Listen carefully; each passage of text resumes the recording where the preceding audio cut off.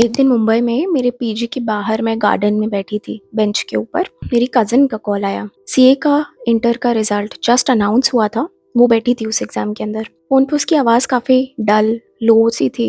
Usually वो बहुत happy रहती है, बहुत खुश रहती है, वो सबसे बातें करती है। She is an extrovert, she is like a butterfly. पर उसकी आवाज़ काफ़ी डल थी उस दिन। समझ में आ रहा था कि कुछ गड़बड़ है। तो वो बोली कि मुझसे नहीं हो रहा है, मेरी हिम्मत टूट गई है, मुझे लग रहा है मैं छोड़ देती हूँ। डाउट था उसकी आवाज़ में, डर था उसकी आवाज़ में। She was talking about the exam, of course वो पास नहीं हुई थी। तो ये मेरी कज़न की कहानी है। वो सीए इंटर में पास नहीं हो पाई थी, वो आईएम में गई थी। So what is her journey? इसकी जर्नी के अलग अलग स्टेजेस पे बहुत सारे लेसन्स हैं हमारे लिए, which we are going to discover. चलो स्टार्ट करते हैं। उसका नाम पूजा है। इस कहानी को मैं थोड़ा रिवाइंड करूँ, अगर सीए फाउंडेशन पे चलते हैं। उसको बाय द वे शायद इतना सीए करने में इंटरेस्ट था भी नहीं। मैं बाय द वे फैमिली की वो बच्ची हूँ जिसका रिजल्ट हमेशा एग्जाम्पल होता था बाकी के कजन्स के लिए।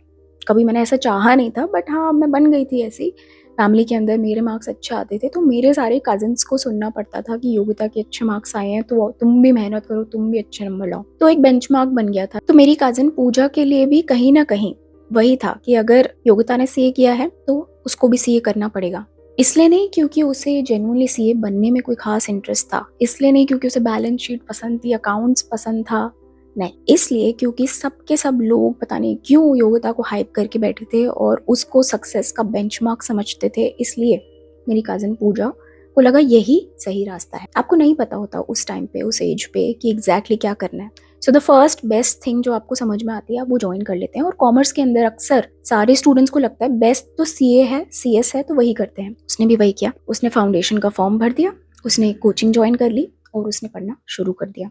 सीए फाउंडेशन तो काफ़ी आसान होता है, ज़्यादातर सारी सिलेबस हमारी 12th वाली रहती है, तो ठीक है, उसका पास हो गया अच्छे से। सीए फाउंडेशन में जब अच्छे नंबर आ गए, वो पास हो गई एक ही बार के अंदर, तो सबने बोला कि बिल्कुल सही रास्ते पे जा रही है, सीए ही बना है तेरे लिए। सब उसको ऐसे प्रेप अप, हाइप अप कर रहे थे। अभी ये सुनने में बहुत अच्छा लगता है उस टाइम पे, लेकिन actually it's not a compliment. ये प्रेशर है, बहुत सारा प्रेशर जो फैमिली आपको डाल देती है कि आपको एक पर्टिकुलर बेंचमार्क, ये डिग्री, ये मार्क्स, ये पासिंग करना है। यही रिस्पेक्ट का आखिरी तरीका है, यही आपकी आइडेंटिटी है। वो प्यार या कॉम्प्लीमेंट जैसा लगता है, बट वो होता प्रेशर है। सो पूजा का फाउंडेशन हो गया था तो उसने अभी आईपीसीसी के लिए एनरोल कर लिया, क्लासेस भी ज्वाइन कर ली, किताबें भी ऑर्डर कर ली और पढ़ना भी शुरू कर दिया। धीरे धीरे चैप्टर बाय चैप्टर वो अच्छे से पढ़ती गई। साथ साथ उसने बढ़िया नोट्स भी बनाए, कॉन्फिडेंट भी वो बहुत थी। नाउ शी इज समवन, अगर वो किसी रूम में अंदर आती तो सबकी नजर उस पर पड़ती, सबको उससे बात करने का मन होता, क्योंकि वो जब भी बोलती तो एकदम एनिमेटेड तरीके से बातें करती,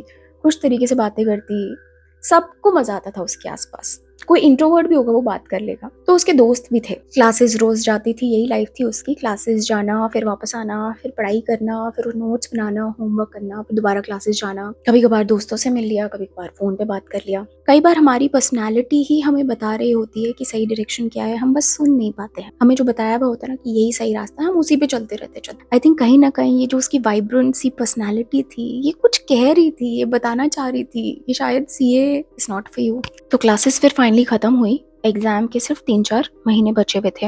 इन 3-4 महीने में उसने थोड़ा और सीरियसली पढ़ना शुरू कर दिया। कभी सुबह जल्दी उठ रही है, कभी रात को लेट तक जग रही है। फ़ोन पे बात करना उसने कम कर दिया, लेकिन फिर भी मन तो होता है ना, फ्रेंड्स है, मन होता है बात करने का। तो कभी कभार जब वो फ़ोन पे ज़्यादा बातें कर लेती थी तो वही घर पे सुनना पड़ता था कि ज़्यादा हंसने की ज़रूरत नहीं है, ज़्यादा टाइम वेस्ट करने की ज़रूरत नहीं है, पढ़ाई आ रही है, एग्ज़ाम बहुत मुश्किल है, पास होना है, एक्सेट्रा। कहीं ना कहीं उसका बिलीफ ये था कि अगर मैंने अपना 100% दे दिया तो मैं पक्का पास हो जाऊंगी। यही तो हमें कहते हैं ना यूट्यूब वीडियोस के अंदर सारे फैकल्टीज। पर कभी कभी ना, कभी कभी ये सच नहीं होता। और मुझे ऐसा लगता है अगर पूरी मेहनत करने के बाद भी कुछ नहीं मिलता ना कभी कभी, तो भगवान हमें किसी दूसरे डायरेक्शन में धकेलने की कोशिश कर रहे हैं, क्योंकि शायद ये चीज हमारे लिए है ही नहीं। पर उसे ये नहीं पता था, पूजा को तो यही पता था कि आप अपना 100% दे दो, आप अपना बेस्ट दे दो तो सक्सेस मिल जाएगी। तो उसने अपना बेस्ट दिया एग्जाम के लिए। फिर क्या था, 1-2 महीना रिजल्ट का वेट किया, रिजल्ट आया, रोल नंबर डाला, एंटर किया, एंड सामने था फेल्ड। 2 बार और चेक किया, फेल्ड। जब ये रिजल्ट आता है, मैंने भी फेल्ड रिजल्ट देखा है, मैं जानती हूँ, सब रुक जाता है उस समय, कुछ समझ नहीं आता, शॉक इज टू हैवी। फिर आप अपनी फैमिली को बताते हो और फिर फैमिली भी शॉक में चली जाती है। धीरे धीरे इमोशंस ऊपर आने लगते हैं, धीरे धीरे वो नैरेटिव चेंज होने लगता है। पहले जहाँ सब लोग सी फाउंडेशन के रिजल्ट में ये कह रहे थे कि तेरा तो फ्यूचर बहुत ब्राइट है, सडनली सब लोग कहने लग जाते हैं तू फेल हो गई, तूने ढंग से पढ़ाई नहीं करी, तू उस दिन फोन पे जो इतना ज्यादा बात कर रही थी ना, अगर तूने नहीं किया होता ना तो तू पास हो जाती, जो तूने टीवी पे टाइम वेस्ट किया है अगर वो नहीं किया होता तो पास हो जाती। ये बातें चुभने लग जाती है। एंड एज अ स्टूडेंट शायद वो रिजल्ट इतना मैटर नहीं करता जितना ये जो कंपैरिजन और ये जो जजमेंट है ना, वो आपकी स्पिरिट को तोड़ने लग जाता है। क्योंकि हमने तो मेहनत करी है ना, पूजा ने भी मेहनत करी थी, 3-4 महीना अपना बेस्ट दिया था, पर सडनली जस्ट बिकॉज रिजल्ट नहीं आया तो उस सब का कोई वैल्यू नहीं है according to people. By the way आज से पहले वो कभी फेल नहीं हुई थी, 2-3 दिन बहुत रोई वो। फिर सबने उसको जब रोते हुए देखा तो सबने कहा कोई बात नहीं, एक ही बार तो अटेम्प्ट हुआ है, सीए का एग्जाम है, बहुत मुश्किल होता है, सब इतने अटेम्प्ट्स देते हैं, कोई बात नहीं तू वापस ट्राई कर। So that's what she did, she tried again. तो उसने फिर से अपनी वो पुरानी किताबें वापस निकाली, दोबारा से पढ़ना शुरू किया, दोबारा से अपने नोट्स रीड किए। पहले जब वो बैठी थी एग्जाम के अंदर तब वो सक्सेसफुल होना चाहती थी, कॉन्फिडेंस था उसके अंदर, उसे उम्मीद थी कि वो पास हो जाएगी। पर अब जब वो वापस तैयारी कर रही थी अब वो ज्यादा डरी हुई थी, उसकी होप बहुत कम थी, क्योंकि उसने देख लिया ना फेलियर कैसा होता है, कैसे सबके सब अगेंस्ट हो जाते हैं। अब वो ये सोच रही थी कि कुछ भी हो जाए फेल नहीं होना, फेल नहीं होना। माइंडसेट बहुत अलग है। एनीवेज पढ़ना शुरू किया उसने, जैसे तैसे हिम्मत बना के दोबारा 3 महीना पढ़ा, एग्जाम में गई, अपने हिसाब से बेस्ट एग्जाम लिख कर आई, रिजल्ट का वेट किया, रिजल्ट आया, एंटर किया उसने रोल नंबर, दोबारा से फेल्ड। पहली बार जब फेल होते हैं तो शॉक लगता है, पर दूसरी बार दिल टूट जाता है। आपको समझ नहीं आता ये कैसे हो गया, आपने तो इम्प्रूव किया था, आपने अपना बेस्ट दिया था, समझ नहीं आता कि मैं सच में कैपेबल हूँ भी कि नहीं। पहली बार तो लोग हमें कहते हैं कि शायद तूने ढंग से नहीं पढ़ा, दूसरी बार जब सेम चीज रिपीट होती है तो हमें खुद पे सेल्फ डाउट आता है कि क्या सच में मैं कैपेबल नहीं हूँ, क्या सच में ये मेरे लिए नहीं बना क्या, और अगर ये मेरे लिए नहीं बना तो मैं क्या करूँ, मैं हूँ कौन, करूं क्या, अब 2 बार फेल हो गई, इतना टाइम वेस्ट हो गया। दिस इज द टाइम जब उसने मुझे कॉल किया था। मैं बॉम्बे में बैठी थी पार्क में और इसकी आवाज एकदम लो साउंड कर रही थी और इसने मुझे बोला कि मेरे से और नहीं हो रहा है, मुझे क्विट करना है। एंड मेरे दिमाग में सीरियसली ऐसा आ रहा था ये वो बंदी है हु इज द, ये किसी कमरे में चली जाती है ना तो पूरा कमरा खुश हो जाता था, सब इससे बातें करते थे। इसको देख के मैं सोचती थी कि मुझे इसके जैसा बनना है, क्योंकि ये इतनी वाइब्रेंट थी, इतना अच्छा फैशन सेंस, इतना अच्छा बोलने का तरीका। और यहाँ ये बच्ची ये 1 साल से एक कमरे में एक टेबल पे बैठ के रोज पढ़ रही थी,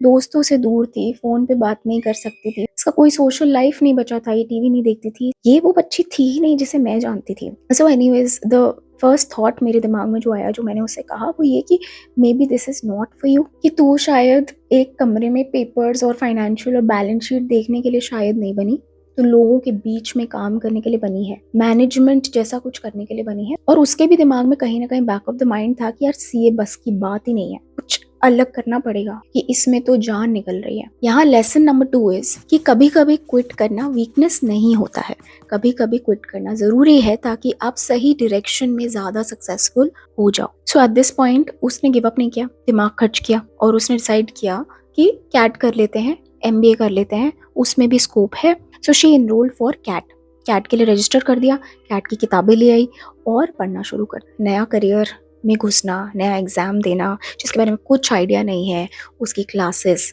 को समझना, करिकुलम को समझना, पूरा का पूरा दोबारा से पढ़ना। तो फिर से वो लग गई, बस एग्जाम अलग था, पहले सीए का एग्जाम था, अब कैट का एग्जाम था।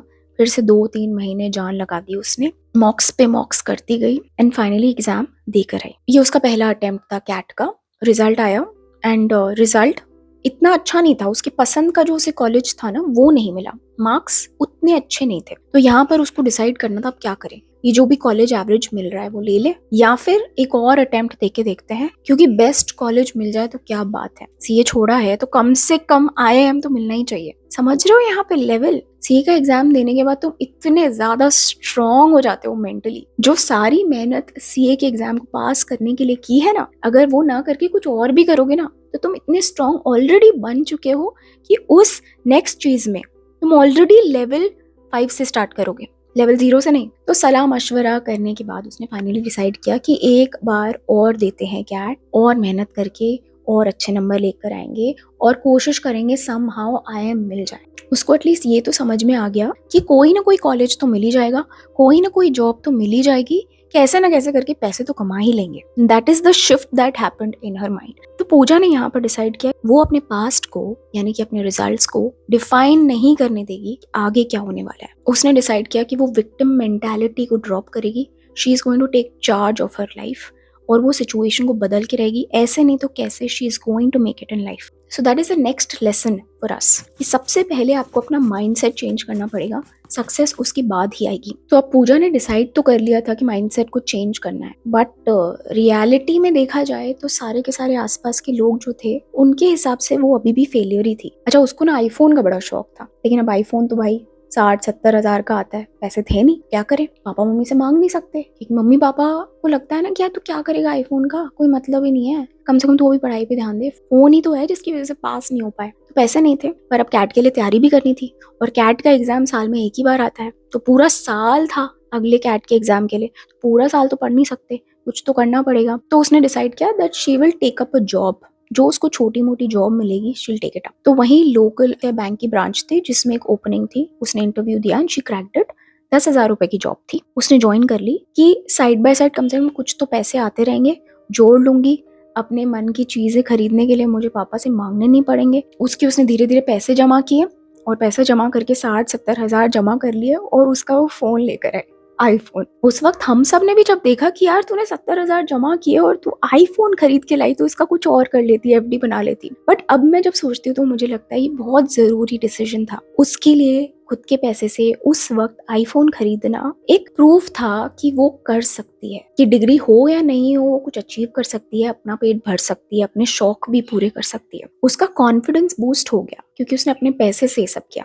Side by side of course वो पढ़ती गई, कैट की तैयारी करती गई और उसने फिर फाइनली एग्जाम दिया। सीए के एग्जाम के लिए जो दिन रात मेहनत करने की आदत उसने बना ली थी ना, उस आदत को उसने कैट के एग्जाम में लगाया। दिन रात पढ़ती रहती थी, बुक्स पे बुक्स फिनिश कर रही है, साथ में उसने अच्छी गाइडेंस भी दी। उसने ढूंढ ढूंढ के निकाले ऐसे लोग जो कि आईएम में जा चुके हैं, उनसे बात की, उनसे पूछा एग्जाम कैसे पास करना है, इंटरव्यू कैसे देना है, ऑल ऑफ दैट। पहले जब वो सीए का एग्जाम दे रही थी तो वो दूसरों के लिए दे रही थी, बट अभी जब उसने एग्जाम दिया था उसकी एनर्जी बिल्कुल ही डिफरेंट थी, उसका कॉन्फिडेंस अंदर से आ रहा था। अब उसे पता था कि हाँ ये रास्ता मेरे लिए है। वो किसी को इम्प्रेस नहीं करना चाहती थी, वो किसी को इम्प्रेस करती भी क्या, लोगों की नजरों में अभी वो कुछ भी नहीं थी। उस टाइम पे लोगों के हिसाब से तो बस वो एक फेल्ड सीए है जो कि 10,000 की नौकरी कर रही है, जिसने पता नहीं क्यों 60,000 का आईफोन खरीद लिया है। पर उसके दिमाग में वो नहीं थी, उसके दिमाग में उसे पता था वो सही डायरेक्शन में जा रही है, उसे किसी को इम्प्रेस नहीं करना, उसे पता है वो क्या कर रही है और वो सक्सेसफुल होके दिखाएगी। सो एग्जाम दिया, एग्जाम का रिजल्ट आया और रिजल्ट में मार्क्स इतने अच्छे थे कि उसको आईएम बोध गया से सिलेक्ट हो गई वो। So she was selected to her dream college और इस एक चीज से उसकी पूरी लाइफ चेंज हो गई। पहले वो ही सारे रिलेटिव्स जो थे वो उसे कहते थे कि तेरा सीए क्लियर नहीं हुआ और अटेम्प्ट दे, तू ही मेहनत नहीं कर रही होगी, तू क्या ये छोटी सी जॉब कर रही है। अब सबका नैरेटिव चेंज हो गया, अब सब बोलने लग गए हमें तो हमेशा से पता था तू टैलेंटेड है, हमें तो हमेशा से पता था तू सक्सेसफुल हो जाएगी, अचीव कर लेगी। पहले जब वो पार्टीज फंक्शंस वगैरह में गलती से चली भी जाती थी, लोग उससे पूछते थे कि तू क्या कर रही है, उसको घबरा के बोलना पड़ता था कि सीए कर रही हूँ। फिर लोग पूछते थे कौन सा अटेम्प्ट, तो बोलती थी एक अटेम्प्ट हुआ है। वो जाती नहीं थी, कतराती थी वो ऐसे रिलेटिव से बात करने के लिए। बट अब चीजें चेंज हो गई थी, अब वो कॉन्फिडेंटली बता सकती थी कि मैं आईएम से हूँ, एमबीए कर लिया है, ये जॉब करती हूँ, इतना कमाती हूँ। एट दिस स्टेज उसका कॉलेज कंप्लीट हो गया है and she is at a very high position in a bank. अगर उसने सीए किया होता तो शायद उसमें वो इतना नहीं कमाती जितना अभी वो कमा रही है as an MBA and she is very reputed. अब वो अपने मम्मी पापा के लिए गोल्ड की चीजें खरीद के उन्हें गिफ्ट करती है कभी कभी। अब वो फॉरेन ट्रिप्स ले रही है and I am so proud of her. So हमारा फाइनल लेसन है कि वक्त वक्त की बात है, अगर आज आपका वक्त नहीं है तो कल आपका वक्त होगा। हिम्मत नहीं हारनी है और आसपास आपके लोग जो भी कह रहे हैं उन्हें पर्सनल मत लेना, वक्त बदल जाएगा, लोग भी बदल जाएंगे। Hi everyone, this is Pooja Harjani. I wanted to be a CA too, but I couldn't clear it. And for a long time, I felt like I had failed. I felt lost. I didn't know what came next. But life had other plans. I worked at Yes Bank in a menial beginner's job at Yes Bank for around 6 months and prepared for MBA along with it. I got into an IIM I finished my MBA from IIM Bodh Gaya, and today I am a vice president at HSBC. And 2 months ago, I took my first international trip on my own money, and now I'm heading for my second one. I'm not saying this to show my achievements. I am saying this to tell you that one exam does not decide your worth. One result does not define your future. CA, CS is a beautiful path, but it is not the only path to success, happiness, or even purpose. If this journey works out for you, amazing. If it doesn't, something else will. You are capable of building a life you are proud of. You are allowed to restart. You are allowed to choose differently. Please don't give up on yourself. This is not the end. It is just a redirection.